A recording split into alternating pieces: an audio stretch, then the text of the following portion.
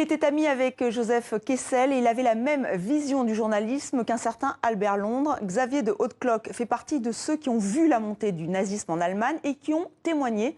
Ce journaliste français est l'auteur de La Tragédie brune, une enquête qui a inspiré ce roman graphique paru aux éditions Les Arènes. Bonsoir Thomas Cadenne. Bonsoir. Vous êtes le scénariste de ce roman graphique. Alors est-ce que vous connaissiez Xavier de Hautecloque ? Non, je ne connaissais pas, et comme la plupart des gens, je pense.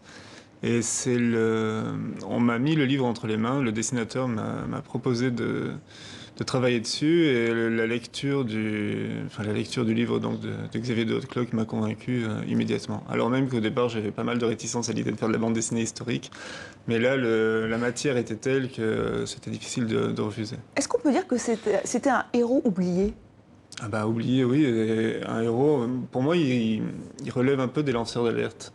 C'est-à-dire c'est quelqu'un qui, bien avant la plupart des gens, a vu et a dénoncé, et surtout il a analysé, ce qu'il y avait de...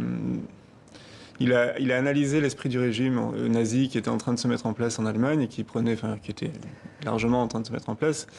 Et il a vu surtout vers quoi toute cette logique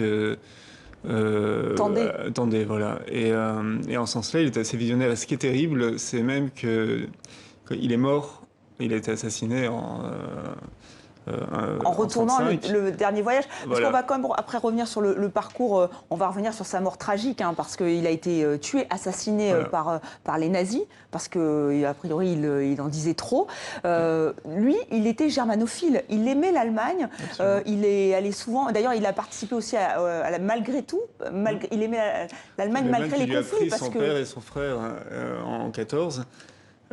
Contre laquelle il s'est battu, mais c'est une langue qu'il parlait, c'est une culture qu'il aimait, c'est un pays qu'il adorait. Et même, je pense qu'au début, c'était une sorte de réveil qu'il ne voyait pas forcément d'un mauvais œil, simplement en allant y voir de plus près et en constatant la nature du dit réveil, là, il a pas pu littéralement fermer les yeux et il a dû dénoncer.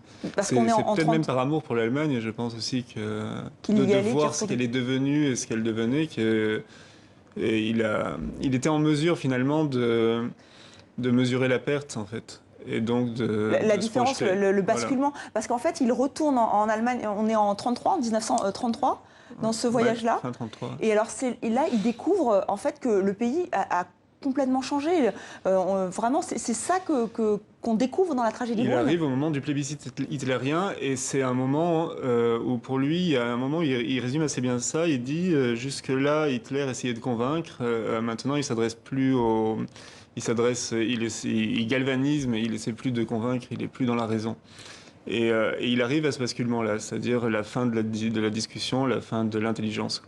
Et surtout, et après, il essaye de retrouver ceux et celles qu'il avait vus avant tous ces interlocuteurs, comme les journalistes ont souvent. Donc voilà, ses contacts, on va dire, et plus personne ne veut lui parler. Et c'est un premier indice assez inquiétant de la nouvelle nature du régime. Et ceux qu'il retrouve, quand il les retrouve, même s'ils veulent lui parler, sont réticents, font attention, prennent des précautions qu'ils ne prenaient pas nécessairement avant. Alors la peur, elle est partout. Alors il y a la violence qui se voit et celle qui ne se voit pas. Comment vous avez travaillé sur les dialogues? Parce que vous êtes nourri du texte de Xavier de Hautecloque, mais il y a des moments où ça se passe de mots. Il y a beaucoup de moments où ça se passe de mots, parce que c'est des questions d'ambiance, en fait. Parce qu'il y avait quelque chose d'assez paradoxal, c'est-à-dire qu'on est en 1933, donc on n'est pas en période de guerre, il ne se passe rien, entre guillemets, à part un régime politique qui se met en place. Et donc c'est presque du tourisme, en fait, d'une certaine manière, c'est une sorte de tourisme conscient.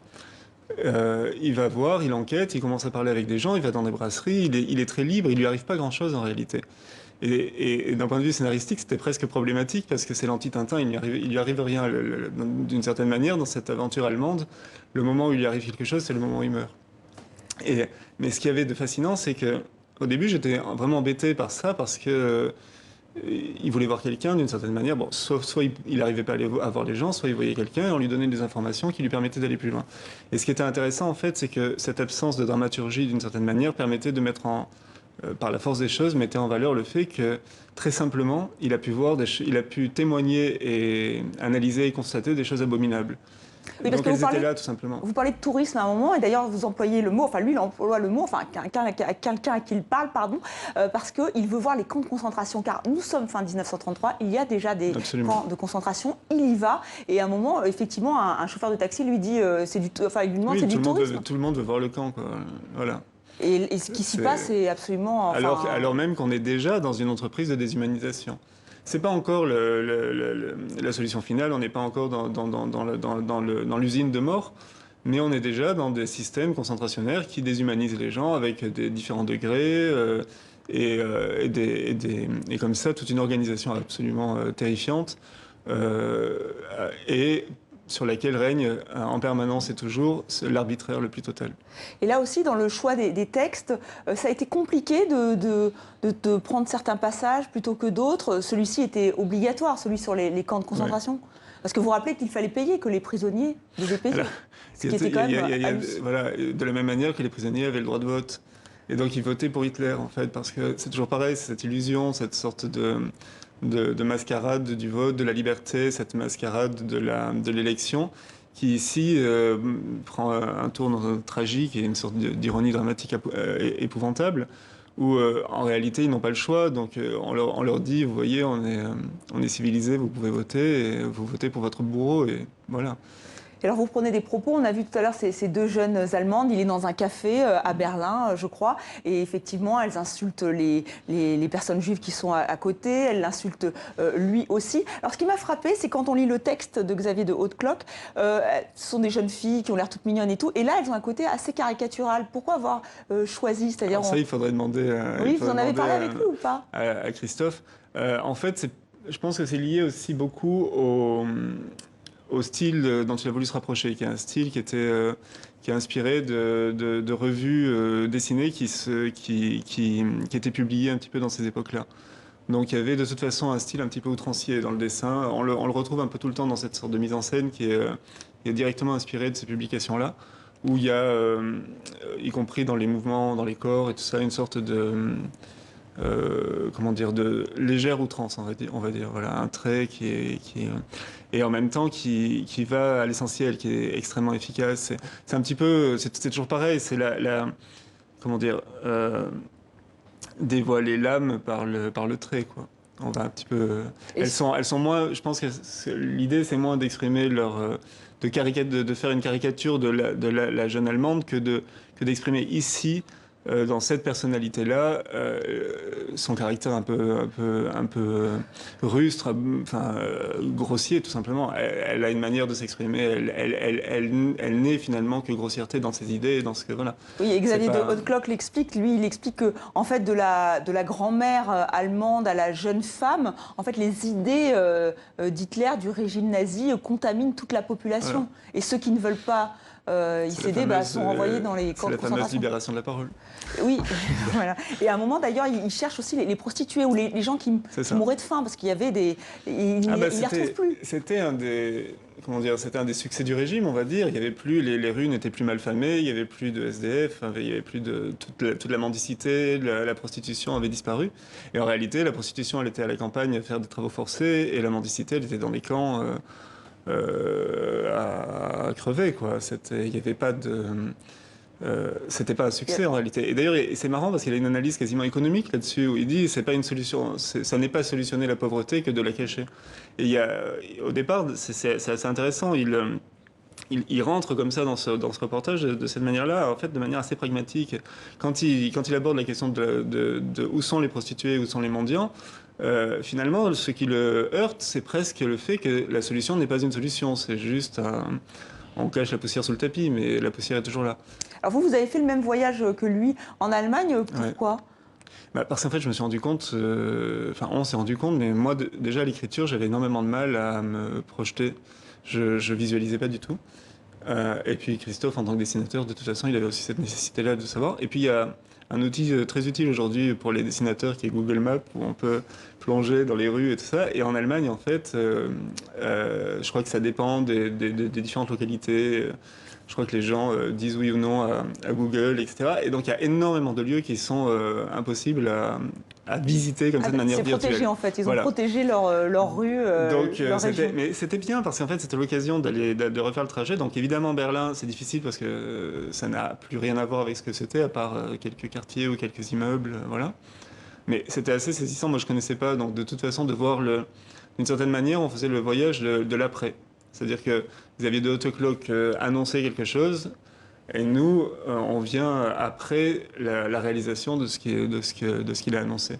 Et ensuite, il y a des endroits après en Allemagne où de toute façon, toutes les petites villes ont très peu bougé. Donc là, c'était assez fabuleux. C'est des endroits très beaux d'ailleurs. Donc en fait, là, il est vraiment, comme vous l'avez dit, il est presque un lanceur d'alerte, puisqu'il est envoyé par son journal pour voir comment ça se passe en Allemagne. Il va y retourner malgré les risques. Et c'est la fin de. Alors c'est la fin de votre ouvrage, mais c'est aussi sa fin, puisque vous avez choisi de terminer avec son assassinat. Parce qu'il y a quelque chose d'assez tragique dans cette idée de. Enfin, tragique. Évidemment tragique, mais. En plus, c'est le lanceur d'alerte qui ne voit pas qu'il avait raison. Finalement, peut-être que. Oui. Mais il y a quelque. Enfin voilà, on peut pas lui dire, on peut pas dire oui. Il y a pas un côté falsification a posteriori. Vous voyez, je vous l'avais dit. Et je reprends un petit peu. Non, lui, il a rien vu. En 35, il était mort. En 39, quand la guerre commence, il est plus là. Mais pourtant, quand on lit les dernières pages de son livre, il est clairement en train de dire l'Allemagne prépare la guerre et l'Allemagne est une nation, aujourd'hui, une nation avide de vengeance, remplie de haine et avec des systèmes concentrationnaires et tout ça. Enfin, il y a tout. Alors, il n'a pas vu non plus le destin de son journal, Gringoire. Non. Parce que lui aussi, le journal, lui aussi, a choisi l'inverse totalement. Il allait, racontez-nous, oui. Gringoire est devenu un des journaux piliers des régimes collaborationnistes, alors même que il publiait quelques années avant des enquêtes comme ça d'alerte. D'ailleurs, cette enquête, elle est à la fin. Voici, effectivement, il y a la bande dessinée et on a aussi des extraits de cette enquête. Voilà, et c'est un livre lire parce que c'est magnifiquement. C'est très moderne. C'est une langue très extrêmement moderne et on ne comprend pas pourquoi c'est pas plus connu. Et d'ailleurs, vous dédiez cet album aux 65 journalistes qui ont été tués en 2017 par des régimes autoritaires. Pour vous, c'était une évidence? C'est quand même comment dire. On a là un journaliste qui qui a payé de sa vie l'alerte au monde, malgré le silence le peu d'écho qu'elle a reçu.